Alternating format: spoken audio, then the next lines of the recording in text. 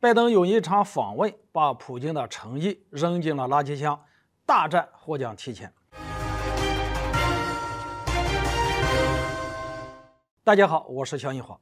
拜登的这番举动更是在羞辱普京，与泽连斯基握手言欢，传递出的一种嘲讽意味。最近，白俄罗斯总统卢卡申科在面对媒体镜头时表示，他自己愿意出面组织美俄北三国首脑会晤，地点选择在白俄罗斯的首都明斯克。不过，卢卡申科这番请求并未得到白宫方面的任何回复。然而，卢卡申科话音刚落，拜登却突然出现在了乌克兰首都基辅街头。随后，拜登与泽连斯基握手的照片便出现在了各大社交媒体首页，引起轰动。对俄罗斯人而言，拜登的举动无疑是对俄罗斯赤裸裸的挑衅。拜登刚在白宫网站上公布了自己已经在乌克兰的消息后，乌克兰多地便响起了防空警报。很明显，这是来自普京的回应。拜登的这番举动表面上是给泽连斯基撑腰打气，其实更像是在羞辱普京。他想用实际行动告诉世界，自己就在俄罗斯人的眼皮子底下，与普京的对手握手言欢，传递出一种嘲讽意味。或许拜登这是吃准了普京不敢对他怎么样，不过我更愿意相信，美俄之间早有默契，甚至私底下已经达成某种交易，得到了俄方的默许。毕竟，如果一国领导人在不能保证安全的情况下，就冒险去一个正在交战的国家，是难以想象的。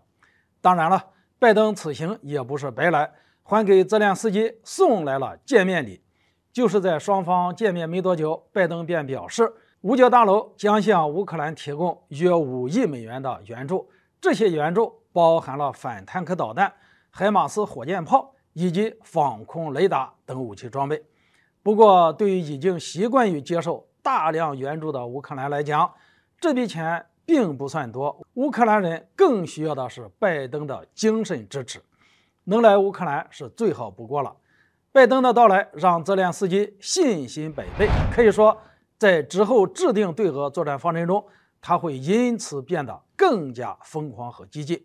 除此之外，拜登也是在向其他援助乌克兰的西方国家释放出了一种强烈信号，那就是美国将会冲在援乌最前线，会为其长期提供援助，不会退缩。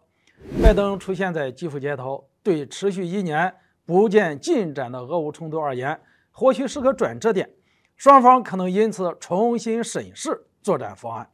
至少在俄罗斯方面来看，传递了一个十分让人不爽的信号，那就是普京团队前不久才释放的准备和乌克兰进行无条件谈判的诚意，被拜登用一场访问扔进了垃圾箱。只要拜登不点头，俄方单方面别想让这场冲突停下来。其实，根据白宫方面公布的消息，拜登原本公开出访国家里根本就没有乌克兰，甚至有消息传出，在其出访乌克兰前的24小时，行程仍然处于高度的保密状态。